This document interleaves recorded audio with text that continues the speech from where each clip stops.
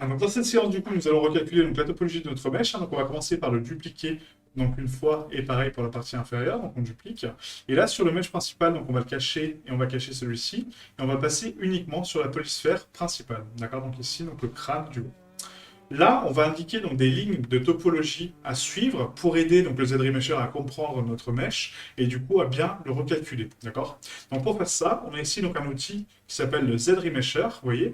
Et du coup, ce ZRemesher, qu'est-ce qu'il me permet de faire? Il me permet de dessiner des lignes sur mon mesh. Et du coup, ça, c'est des lignes d'indication de topologie, d'accord. Donc des lignes qui vont indiquer donc les courbes, les surfaces à suivre, etc.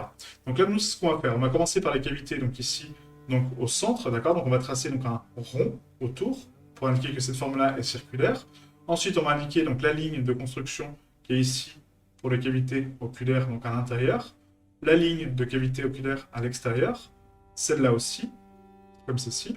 Celle-là aussi, hein, très importante. Voilà, donc on trace un trait. La ligne des zygomatiques, donc on va indiquer qu'elle est comme ça, donc elle est courbée ici, et qu'elle repart là. Voilà.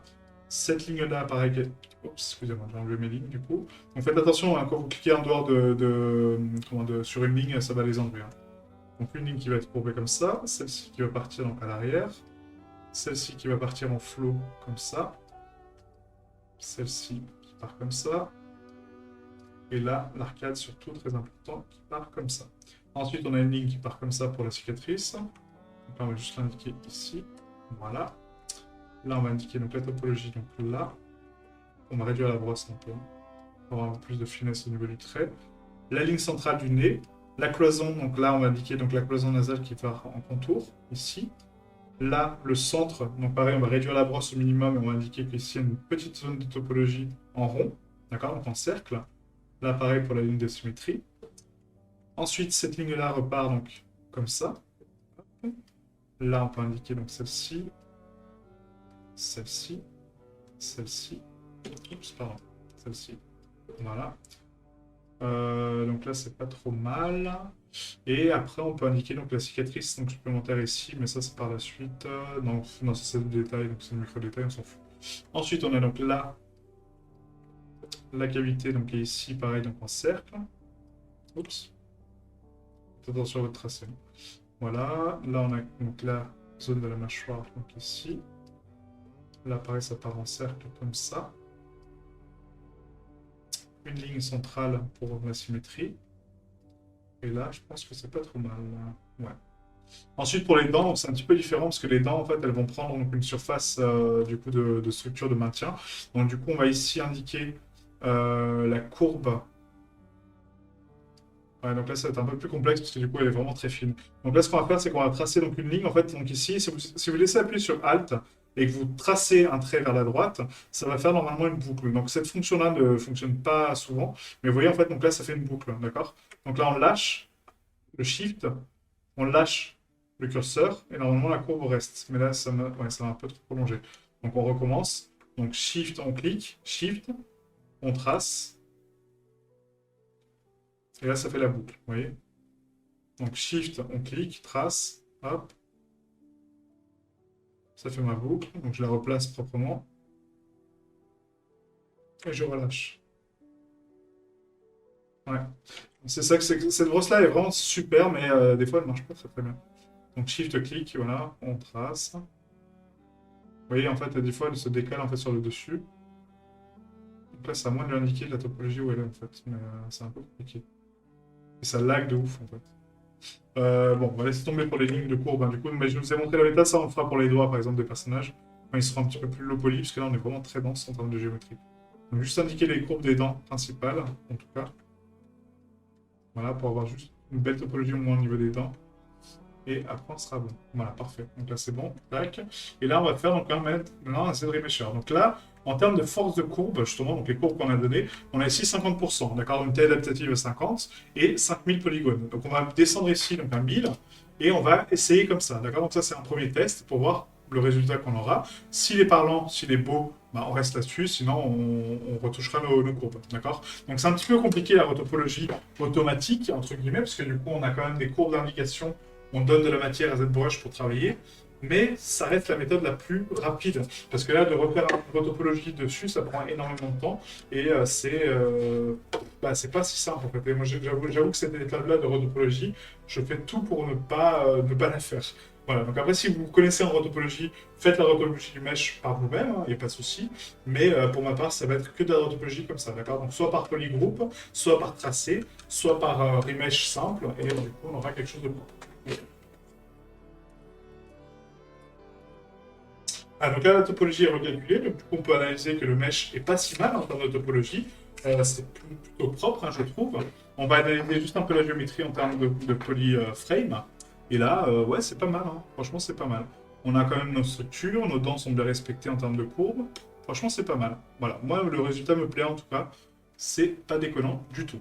Donc là, on peut donc du coup reprojeter maintenant notre crâne sur le crâne principal, d'accord? Donc on va le subdiviser, donc CTRL-D, pour le réadapter par rapport à la géométrie précédente. Donc on désactive celui-ci, on réactive celui-ci. Celui-ci est en solo, d'accord? Donc on le sélectionner, et on fait tout projeter. Et là, ça va le projeter contre, d'accord? Donc on récupère notre cicatrice, donc CTRL-D, on projette, CTRL-D, on projette encore une fois. Voilà. Là, on voit qu'on a une déformation ici, donc au niveau donc, de l'arcade.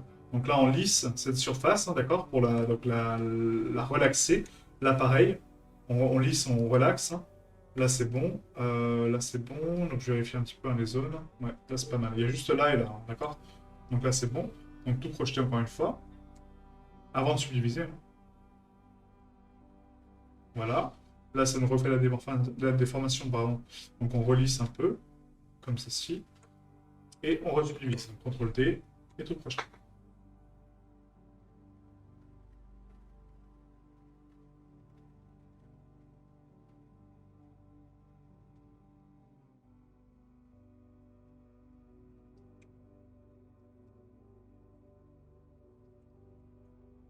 Ah, donc là, on relisse ici un peu. Hop. Donc là, ça commence à être pas mal. Donc là, il faut vraiment relaxer la géométrie propre, hein, du coup, pour avoir quelque chose de nickel. Voilà, et là, c'est pas trop mal. Ouais. Là, c'est vraiment très très propre. J'aime bien. Ouais. Donc on a récupéré notre cicatrice et du coup notre cicatrice ici, hein, donc c'est parfait en termes de relief. Donc là, on va s'arrêter pour ici, hein, d'accord? Donc on va s'arrêter ici en termes de remesh. Là, c'est pas mal. Donc on supprime maintenant donc, le calque supérieur, d'accord? Donc le masque qu'on avait au départ, hein, donc notre mesh. On va juste lisser un petit peu la topologie des dents pour l'adoucir. Donc là, j'enlève le polyframe. Et on va juste lisser un peu les groupes de géométrie qui sont là pour relaxer un peu la géométrie et lui donner un peu plus d'amplitude, hein, d'accord? Voilà, donc ça, c'est un petit peu donc, le défaut de la projection, c'est qu'il a tendance à vraiment snapper les vertices dessus. Et du coup, ça donne un peu de relief comme ça. Voilà, parfait. Donc là, c'est bon. Pareil pour la zone du bas, du coup, maintenant. Donc là, on va tester sans les courbes, d'accord, pour voir la différence. Donc du coup, on va mettre donc, 1000, 50%, 50%, parfait. Et du coup, je recalcule mon mesh. Donc c'est de remesher.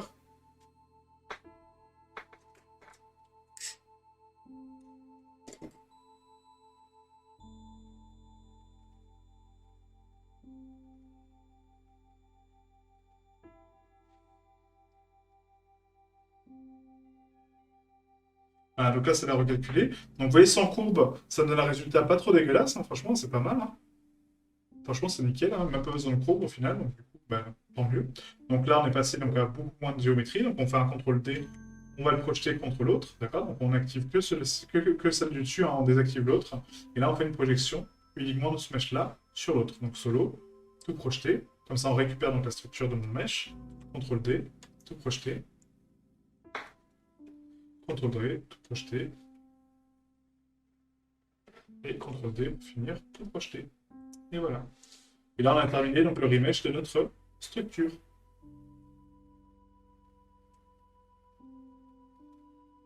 Donc là, on peut supprimer donc, le sculpte principal, revenir sur donc, le high poly, désactiver donc, le solo, le polyframe et réactiver notre crâne au complet. Et là, on a une belle topologie, hein, donc du coup, on est passé donc, de 4 millions à 1 million, vous voyez. En termes de structure, on a exactement la même chose. Donc ça, c'est parfait. Maintenant qu'on a ça, donc du coup, on va donc exporter notre mesh. Donc là, je vais vous montrer une autre méthode hein, pour éviter donc, le temps de chargement par rapport au sculpte, parce que du coup, le sculpte n'a pas besoin d'être exporté au silence, d'accord? Donc ça, je vais vous montrer une méthode pour améliorer ça. Donc là, quand on exporte donc, le crâne, par exemple, on va l'exporter, donc déjà, on va le renommer. Donc là, ça va être SM crâne. Oh, excusez-moi. Donc SM crâne haut, low, d'accord? Et après, donc là, ça va être le SM crâne. Crâne, bas, low. Maintenant, si je veux les exporter, donc bien sûr, je passe au niveau inférieur de subdivision, d'accord? Donc au niveau minimum. Là, pareil, niveau minimum. Tac, tac, tac, tac, tac. On descend, descend, descend. Et là, je vais exporter mon low poly, d'accord? Donc je vais exporter. Sauf qu'avant, il faut déplier le mesh, d'accord? Donc on va déplier sur les UV. Donc on va ici donc, dans Z plugin, UV master. Est-ce que j'ai de la symétrie? Donc oui, dans l'absolu, j'ai de la symétrie pour le dépliage, mais pas pour le sculpte, hein, parce qu'on a ici des déformations qu'on a fait pour nos cicatrices. Mais je vais quand même le déplier en symétrie, d'accord? Donc symétrie, tout déplier. Est-ce que je veux déplier tous mes meshs? Oui. Je veux déplier ma partie haute et ma partie basse. Vous voyez? Donc là, il s'est occupé de la partie haute, maintenant la partie basse. Parfait. Et là, en termes de polygroupe, j'ai un seul groupe de géométrie, puisqu'il est tout rouge. Et sur le crâne, j'en ai un seul également, puisqu'il est tout vert. D'accord? Donc ça, c'est les polygroupes. Donc là, j'ai mon mesh qui est déplié. On va donc retourner dans Exporter. Je prends ZBrush, donc Export, Assets, Low. On va renommer ça en SM Crâne Low. Non, on va mettre juste SM Crâne tout court, parce que là, c'est deux mèches combinées. Donc SM Crâne Low, enregistré. Qu'est-ce que je veux exporter? Bah tout. Je veux exporter mon haut et mon bas en lissage de normal et OK. Là, j'ai exporté mon low poly, d'accord? Maintenant, pour le high poly, au lieu donc de l'exporter comme ça, ce qu'on va faire, c'est que du coup, on va donc dupliquer la collection, mais j'ai pas forcément envie de perdre le low. On va sauvegarder déjà notre Z-Tool, comme ça on le garde ici en low. Donc on va ici donc enregistrer notre Z-Tool. Voilà. Là, je vais vous le mettre à disposition parce que sinon après on va le perdre, en fait c'est un peu dommage. Donc asset, du coup, non c'est pas asset, excusez-moi, c'est dans ZBrush Projet. Donc là c'est dans Tools, punaise, voilà, et là on va remettre SM Crâne, ZTL, voilà comme ça, SM Crâne. On enregistre, on sauvegarde le projet aussi avant, hein, comme ça, parce que là l'opération que je vais faire en fait elle est destructive par rapport au mesh, donc j'ai vraiment envie de vous laisser les fichiers sources. Comme ça, vous pouvez revenir dessus si jamais vous avez des doutes, ou même pour des références, hein, d'accord? Donc là, save, hop, crâne stylisé, et on sauvegarde ici. Voilà. Voilà, donc là, j'ai sauvegardé mon projet. Donc maintenant, ce qu'on va faire, c'est qu'on va passer sur le niveau supérieur donc de la géométrie, d'accord? Pareil pour le bas, niveau supérieur. Et là, au lieu d'exporter donc mon high poly qui fait quand même 1 million de vertex, ça va prendre un certain temps, même après pour l'importer. Donc nous, ce qu'on va faire, c'est qu'en fait, on va le décimer, d'accord? Et le décimer, ça va donc garder la structure de mon mesh, mais réduire considérablement la géométrie. Donc là, au lieu d'avoir 1 million, on va passer donc quasiment à 200 000, d'accord? Sans pour autant perdre la qualité du mesh. Donc pour faire ça, on supprime le niveau inférieur de la géométrie, d'accord? Donc on passe avec la vraie topologie. Là, pareil, on efface le niveau inférieur, donc on passe avec la vraie topologie. On désactive le polyframe. Et là, dans Z-Plugin, vous avez le Decimation Master. Là, ça vous met donc protéger les bordures, gérer les UV, utiliser et garder le polypaint. Donc ça, voilà, c'est toutes les options qu'on ne verra pas, parce qu'on ne s'en sert pas. Et là, on a ici donc le pourcentage de décimation. Moi, je passe pas par là, je passe par la préconfiguration. Vous voyez ici, donc on peut passer en 250K, 150K, 75K, etc. Moi, je vous conseille de passer en 150K, d'accord, ce qu'est le conseiller, hein, donc 150 000 vertex, et du coup, c'est largement suffisant. Donc, on va cliquer ici 150K, ça va le recalculer. Donc là, il va analyser le mesh, et du coup, ça va le réduire en termes de topologie. Vous voyez, donc là, vous avez une barre de pourcentage qui s'affiche en haut à gauche, et ça va réduire la topologie. Donc, on va passer à 150 000 vertices sans perdre un seul pet de détail. Voilà. Et ça, pour le bake, c'est conseillé, parce que du coup, ça nous évite d'exporter un gros sculpte juste pour bake des détails, d'accord? C'est un peu dommage. Voilà, donc là, c'est terminé, vous voyez, donc du coup, on a passé donc, notre mèche, et là, vous voyez, 150 000. Voilà, il n'a pas dépassé, ni plus ni moins. Est-ce qu'on a perdu en qualité? Non. Est-ce qu'on a perdu en topologie? Oui, clairement, oui. Là, c'est juste horrible, d'accord? Mais on a quelque chose de propre. OK? Voilà, ensuite, donc, on va faire la même chose pour le bas, hein, du coup, donc la SM crâne bas. Donc là, on est à 1 100 000, OK? Je vais ici donc dans cette plugin, je mets 150K et je recalcule ma mandibule en bas. Voilà, parfait. Et là, du coup, donc sur le total du projet, vous voyez, je suis à 300 000 vertices, 150 000 pour la partie basse, 150 000 pour la partie haute. Et du coup, je suis bon pour l'export. Donc maintenant, je vais exporter mon high poly. Donc là, on va le renommer donc, en SM crâne high, d'accord? Donc sur notre dossier assets, projet, donc c'est pas projet, c'est dans export, assets, là c'est le eye, et on va renommer ça en smcran eye. Ah, une petite précision avant d'exporter les mèches, c'est que là, en fait, donc le crâne, je sais pas si on l'avait renommé correctement, du coup. J'ai un petit doute. Bon, on va faire une petite vérification sur Blender après pour voir les mèches. Donc là, c'est pas très grave. Donc exporter, on recommence, du coup. Hop, assets, projet, export, donc assets, eye. Et du coup, on va passer ici sur le SM crâne underscore eye. Voilà. Et là, on enregistre du coup. Pareil, donc tout, hein, lissage de normal. Ok. Et là, on est bon. Et du coup, vous voyez qu'en fait, le temps d'export du coup sera beaucoup moins long. Et le temps d'import sur Blender, pareil, sera beaucoup moins long parce que du coup, on a une topologie qui est quand même beaucoup plus basse. C'est pas 1 million, on exporte 300 000 vertices. D'accord. Donc c'est beaucoup plus rapide comme ça. Donc là, je vais pas sauvegarder ce projet-là. Hein, je vous laisse faire votre décimation de votre côté. Tester avec 75K, avec 25 hein, pour voir la différence. Mais vous allez voir que du coup, bah, le détail reste malgré tout. D'accord.